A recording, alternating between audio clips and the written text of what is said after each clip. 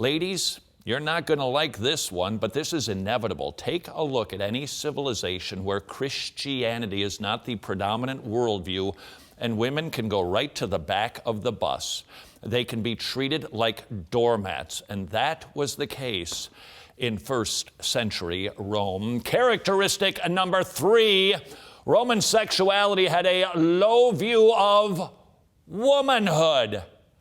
Knock me over with a feather. The details.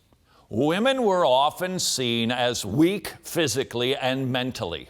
They were inferior to men and existed to serve the men as little more than slaves at times. A woman's value was largely in her ability to bear children, and if she couldn't do so, she was quickly cast off.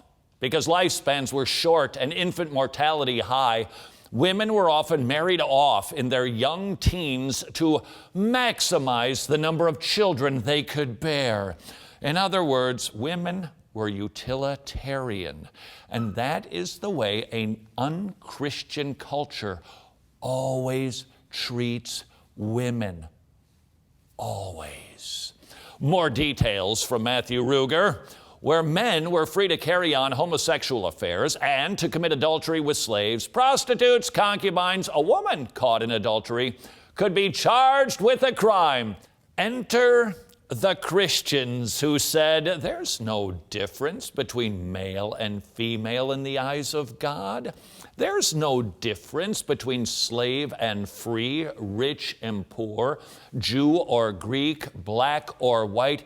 The gospel erases all of those lines, and it brings people together. And if you are treating women in a derogatory way, then you are sinning and you need to stop. Now, here's the good news. The Roman culture heard that message, and they rejoiced, and they thanked the Christians for their contribution to their culture. Not to the Romans. The biblical view would have been seen as disruptive to the social fabric and demeaning the Roman ideal of masculinity. What we consider odious and exploitive, they considered necessary and good. Ding, ding, ding. And that is exactly what is going on today. According to the Roman ethic, a man displayed his masculinity in battlefield and bedroom dominance. In the Christian ethic, a man displayed his masculinity in chastity, in self-sacrifice, in deference to other, in joyfully refraining from all sexual activity except with his wife. That is very, very helpful.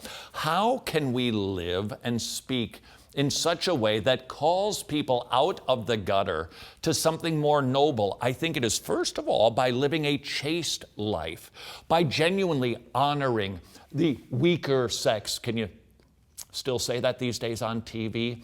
We need to show the world there is a better by staying married, by raising up our children to obey us as they submit to God. Let us not just condemn the world and their sexual immorality, which we should be doing. Let us not just proclaim the gospel, which we should be doing, but let us live in such a way that causes the world to go, well, that's just better. Details from Matthew Ruger. The Roman understanding of virtue and love depended on pederasty, the systematic rape of young boys. But the Christian sexual ethic limited intercourse to a married man and his wife. It protected children and gave them dignity. How can we do likewise? Yes, of course, we say that pedophilia is a wicked sin, but we treat our children with dignity. We treat our children lovingly and kindly and not abusively and not simply as these little brats that need to get out from under my feet. Let's show the world why our views are what our views are by demonstrating our views. Finally, this. A Roman woman was accustomed to being treated as a second-class human being, but in Christendom, a woman found a culture of genuine love, that saw her as equally important as any man in the eyes of God. She was sexually equal with the man in the marriage union and had equal recourse under the law of God to demand marital fidelity.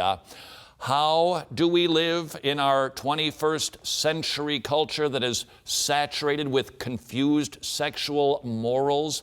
Might I suggest the same way our first century brothers and sisters did, proclaiming the truth in living in such a way that causes the culture to say, "What's up with that?" And then we can preach the gospel.